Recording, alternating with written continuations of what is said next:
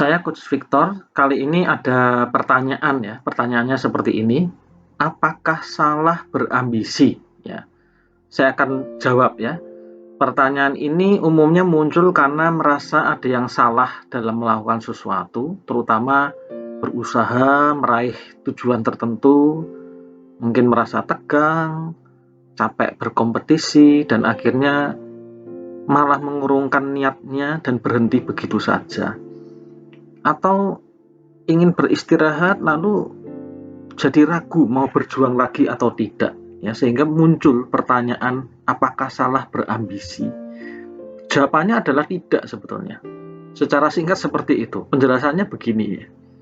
Ambisi itu sendiri adalah kemauan yang kuat ya dalam meraih kesuksesan. Jadi kalau mencapai hal-hal yang baik dalam hidup itu tidak negatif.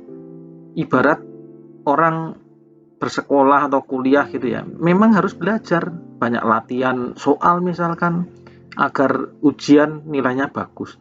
Ini bukan mengenai benar atau salah, tetapi do the best ya, melakukan hal yang terbaik. Berbeda dengan obsesi ya. Obsesi itu pikiran atau emosi yang tidak terkendali ya, sering tidak dikehendaki, membuat tertekan, cemas, dan repot sendiri ya, menjadi emosi yang berlebihan lalu tidak bisa melakukan dengan lebih baik. Ada hal yang perlu diketahui ya mengenai meraih tujuan atau sering disebut sebagai tujuan kesuksesan. Ada dua hal ya perlu dicatat. Pertama adalah determinasi diri atau self determination, dan kedua adalah mengatasi blok mental. Saya akan jelaskan satu persatu. Determinasi dulu. Maksudnya apa? Determinasi diri adalah melakukan sesuatu terutama untuk masa depan ya, yang lebih baik. Masa depan yang belum tercapai. Jadi kalau orang ingin sukses, berhasil, lulus kuliah dengan baik, punya prestasi tertentu, mesti harus punya plan atau rencana. Dan butuh persiapan untuk melakukannya hingga berhasil. Inilah determinasi diri. Lalu yang kedua, blok mental ya, mengatasi blok mental. Maksudnya apa? Maksudnya adalah membuang hal-hal emosi yang terpendam, terutama emosi negatif ya.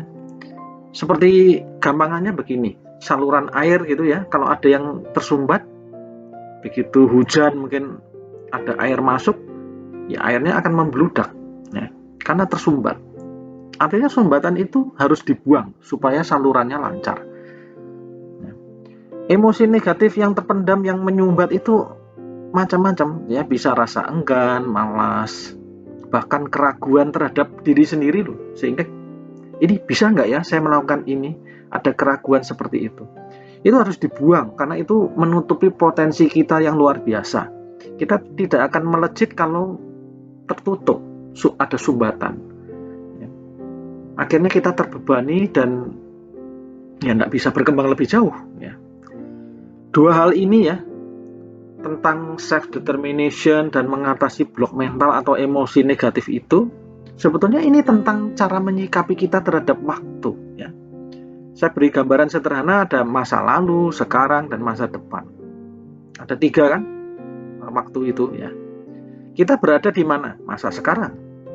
Nah, bagaimana kita yang ada di sekarang ini mengatasi atau melihat masa lalu? Masa lalu itu penuh kepastian karena sudah lewat ya, sudah terjadi. Bapak Ibu nggak bisa utak-atik, tidak bisa berontak. Kalau berontak wasting time karena sudah terjadi. Apa yang mau dilawan, mau mengubah seperti apa? Karena sudah terjadi.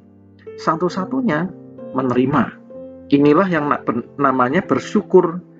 Ya, bersyukur, tidak perlu emosional, berontak, terima aja, ambil hikmah. Maka otomatis emosi negatif itu yang mengganjal akan dibuang karena ada rasa syukur. Nah, itu sikap kita terhadap masa lalu. Lalu bagaimana sikap kita terhadap masa depan ya? Masa depan seperti yang kita ketahui, masa depan itu belum terjadi, penuh ketidakpastian, penuh dengan probabilitas berbagai kemungkinan karena belum terjadi gitu.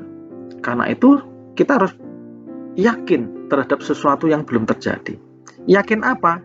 Dengan upaya, rencana, dan usaha kita.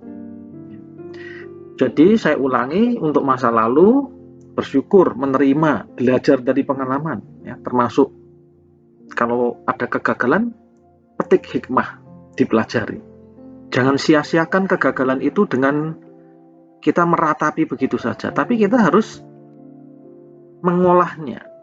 Itu sumber pelajaran yang berharga. Lalu bagaimana?